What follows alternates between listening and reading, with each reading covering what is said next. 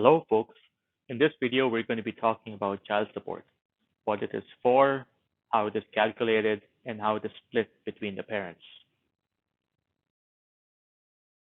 Before we begin, let's do a little bit of a quiz. Who is the child support for?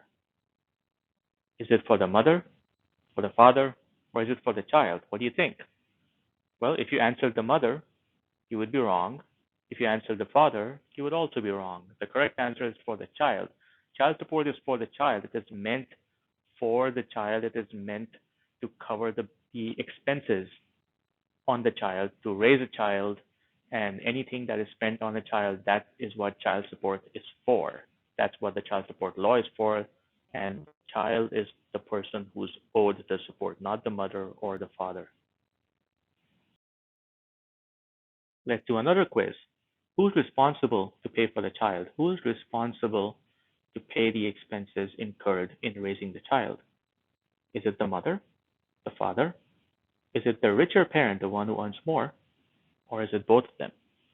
If you answered the mother, you would be wrong. If you answered the father, you would still be wrong. If you answered the richer parent, yes, you are still wrong. The answer is both of them. Both parents are jointly responsible for paying for the child's expenses. Their combined responsibility is what is considered here.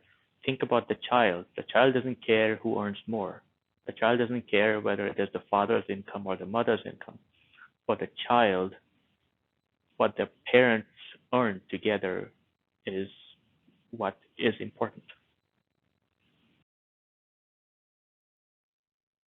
Before we go into the details of how child support is calculated and what it really means, we need to understand the answer to the why question. Why does child support even exist?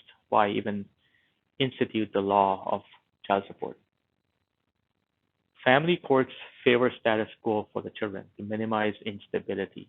When the parents were together, the child used to have a certain standard of living, which was based on whatever monies came into the household. Now, just because the parents have split, it does not mean that the child should have to take a degradation or accept a downgrade in their standard of living. If they were rich parents together, then the child deserves that kind of a lifestyle. Just because now one parent is significantly earning less than the other and the child is living with that parent, it should not mean that the child should now accept a lower standard of living, because it's not the child's fault that the parents have split. The courts want the child to continue to live in the same standard of living as the child used to live in when the parents were together. It's not entirely practical because the houses are now split, but as much as possible, the court wants to retain that standard of living even after the divorce for the children. So what determines standard of living? Although there are various ways to determine standard of living, one of the very objective methods to determine standard of living is using the parents' incomes. Incomes greatly determine standard of living. Rich parents will be able to afford to give their kids a higher standard of living as compared to parents with more modest incomes. And the most objective way to determine how much money is coming into the household is to take the father's income, add the mother's income to it to come out with a combined income. And again, the kid does not care who earns more and what portion of what income comes from whom. From a kid's perspective, the standard of life they get is because of the parents' incomes. And that is what is used here to determine the standard of living. Now that we have determined the total combined incomes of the parents, how do courts then use this to determine the standard of living for the child and basically how much expense is reasonable for that child? What the courts do is they take the combined income of the parents that we computed from the previous step and take the child's age group and put that together using a formula. Now, different states have different formulas, but the concept is the same. You take the combined income and you take the child's age group and run that through some calculations to arrive at an estimated monthly expense. This is an estimated expense based on statistics that the courts have run, based on some calculations they've done, and these estimates, of course, are adjusted for inflation and they're updated every few years. Basically, this means that for a child of a certain age group, from parents who have this combined income, it is expected that the parents will spend this much money on the child for basic living expenses. If the child is younger, like if a child is an infant, then it works a different way as compared to if the child is a preteen or a pre-adult. The expenses, not only the nature of expenses, but also the amount of expenses are different. The courts have put together formulas based on the children's age group, and then you use that with the combined income to arrive at an estimated expense. Let's take a specific example to understand how this would work in a scenario. We're talking about Washington State here, just for this example.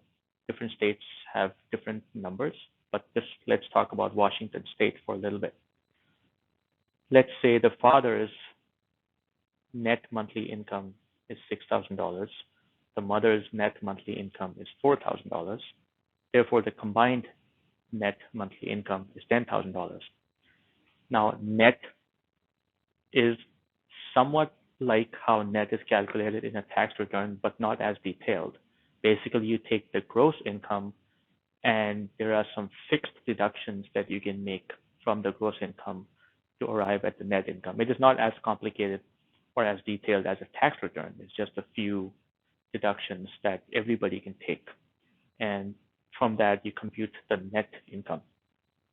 Then, assuming the child is under 12 years of age, you run that through the Washington State's child support calculator, and it comes out to be $1,451 a month.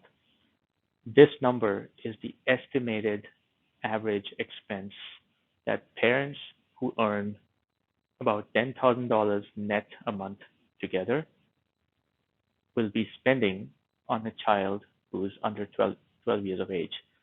It is not something that is going to be done month after month, of course. There's no expectation that the parents will spend exactly $1,451 each month, month after month. It is just an average estimated expense. This is the number that's going to be used in the future parts of the process to determine exactly how much each parent's obligation is.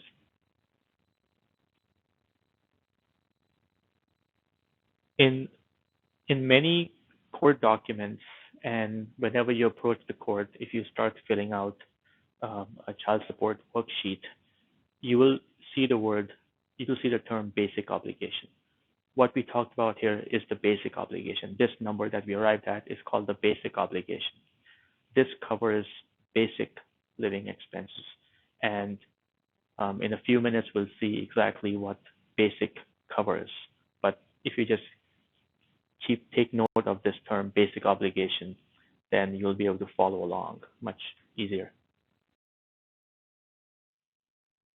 Now, how do the parents split the obligation? Now, of course, the parents are not living together anymore. So their incomes, when they were living together, if their incomes used to go directly into a combined bank account, and that's where they used to spend it from, well, that's not happening anymore. They're both living in independent households and keeping their own incomes. So this $1,451 a month, or whatever amount is calculated, how do the parents split this obligation? So in our example, we had the father who earned $6,000 a month, the mother who earned $4,000. Therefore, total earnings are $10,000 a month. If you prorate this, you can compute that 60% of the combined income is coming from the father and 40% of the combined income is coming from the mother. This is now the income ratio. And this income ratio is going to be used again and again to split expenses. For example, the obligation that we computed from the previous previous step in the process was $1,451 a month. That's the shared combined obligation, the basic obligation that both parents are obligated to. Since the father's share in the total income is 60%, the father's proportional obligation will be 60% of this amount. So 60% of 1,451 is $871 a month, and the mother's obligation, of course, is 40%, which is $580 a month. What does this mean? This means that the court expects that of the $1,451 that the parents together will spend on the child, the father is going to contribute $871 and the mother is going to contribute $580 a month. Again, these numbers are based on estimates, but if you look at a court order, these numbers are going to be written down there, and it is something that the calculations will go by.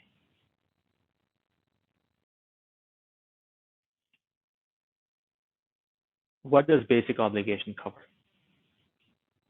Basic obligation covers the basic living expenses for the average healthy child.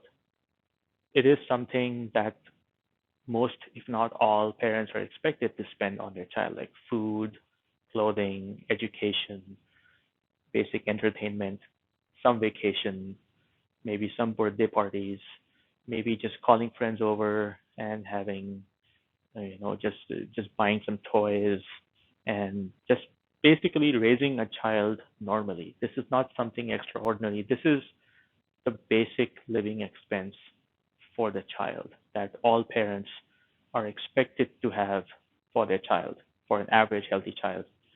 There could be special circumstances where the child may not be the average healthy child. Maybe the child requires additional medical care. That is not covered in basic obligation. That is covered separately, and we can talk about that a little later.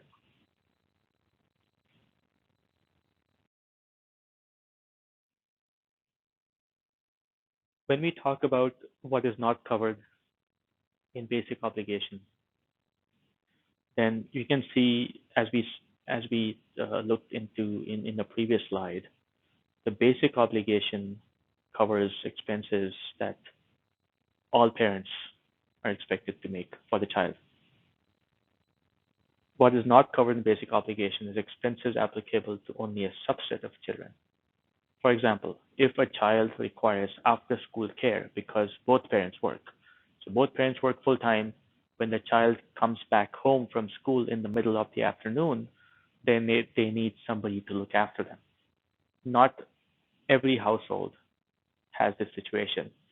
If there's a household where the custodial parent or the parent with whom the child lives most of the time does not work, then there is no need for an after-school care or nanny because the parent will be home.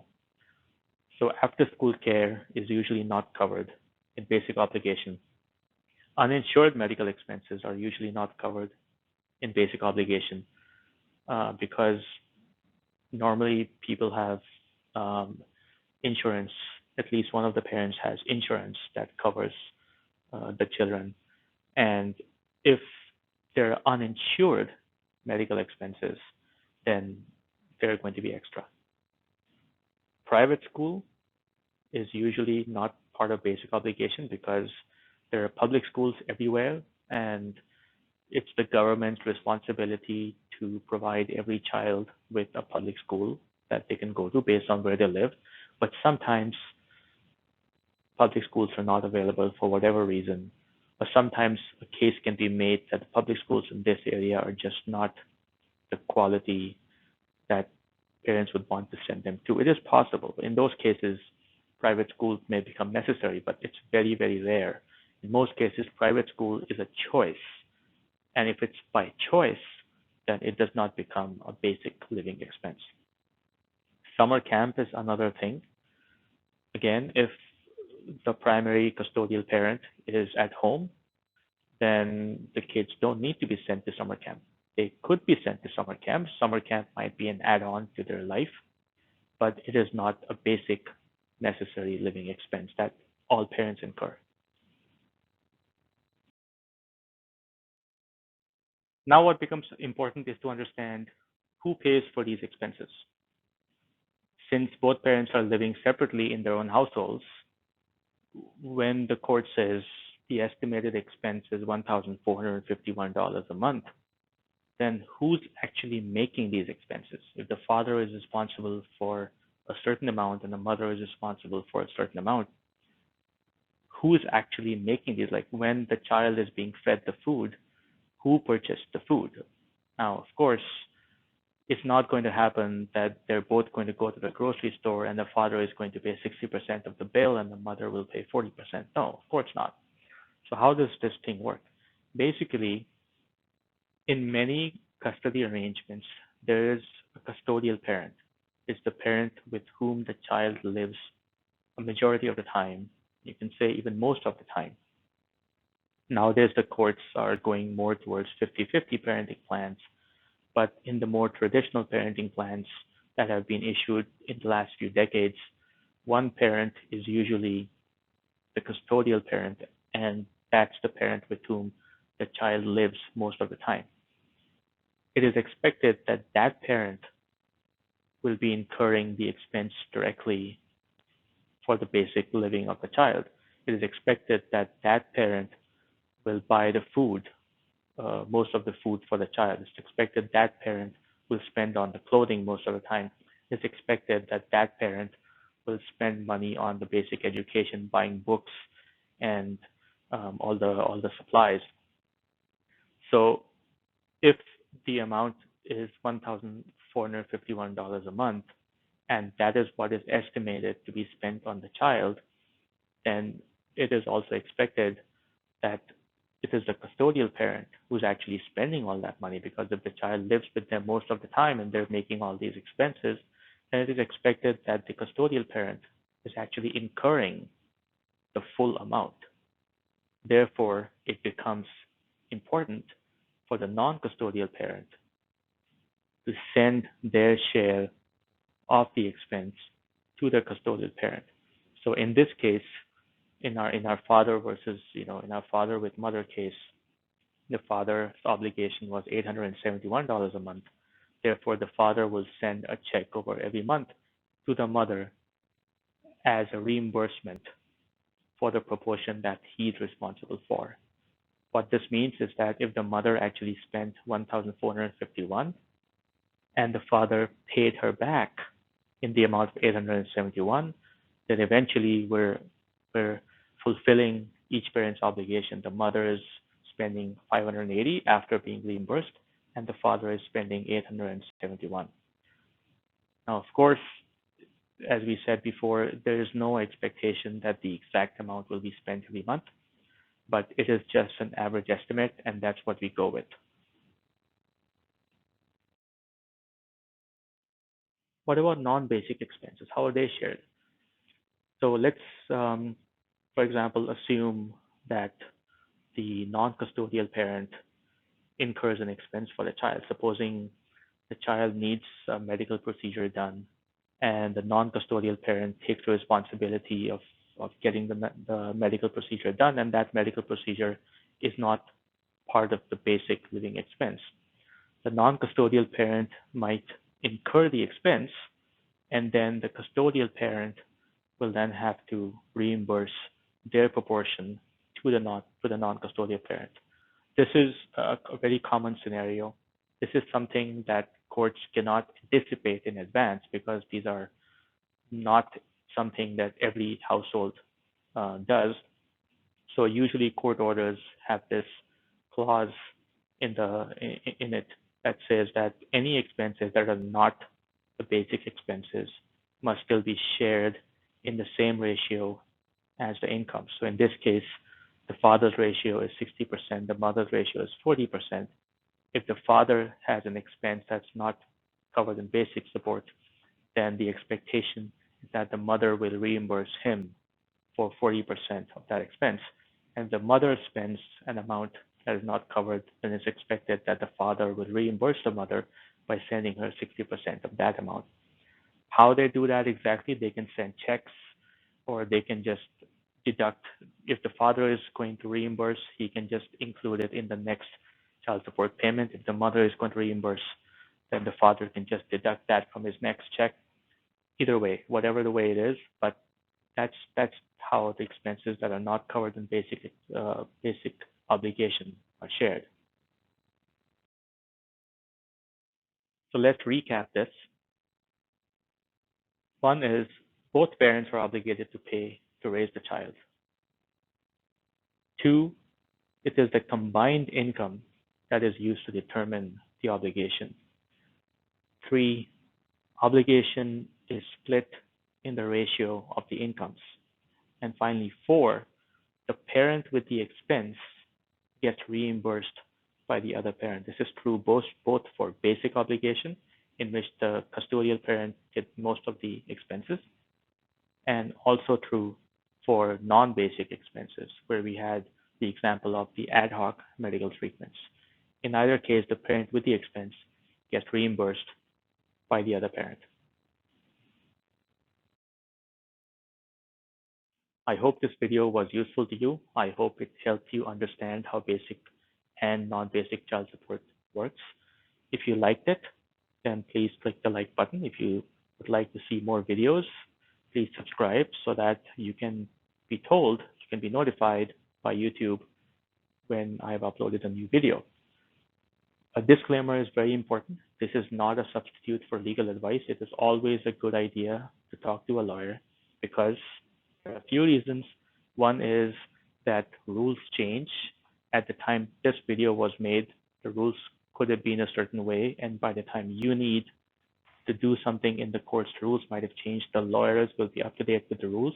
And second, there's different states have different laws, slightly different, but they have different laws. And the lawyer in your state will be able to determine exactly how to use the law to give you the maximum benefit. And finally, the third is that even if you believe you have all the knowledge yourself, it is the lawyers who are trained and skilled in presenting your case in front of a judge so that it is the most effective. It is a very good idea to utilize the lawyer's skills in presenting cases in front of judges. I wish you well. Thank you for watching.